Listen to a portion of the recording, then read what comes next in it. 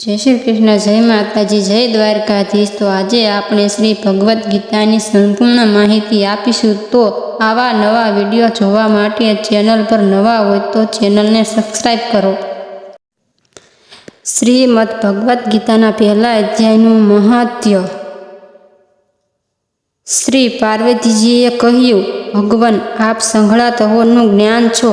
આપની કૃપાથી મને શ્રી વિષ્ણુ વિશેષા વિવિધ પ્રકારના ધર્મ સાંભળવા મળ્યા છે। સમસ્ત લોકોનું ઉદ્ધાર કરનારા છે। હે દેવોના ઈશ, હવે હું ગીતાનું મહાત્મ્ય સાંભળવા ઈચ્છું છું, જેનું શ્રવણ કરવાથી શ્રી હરિ પ્રત્યે ભક્તિ વધે છે।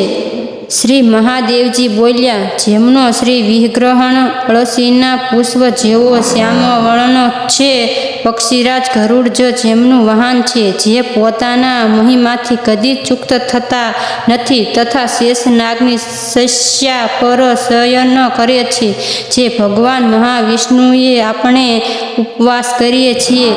એક સમયની વાત છે, મૂળ દૈત્યનો નાશ કરનારા ભગવાન વિષ્ણુ શેષનાગ રમણીય આસન પર સુખેથી વિરાજમાન હતા।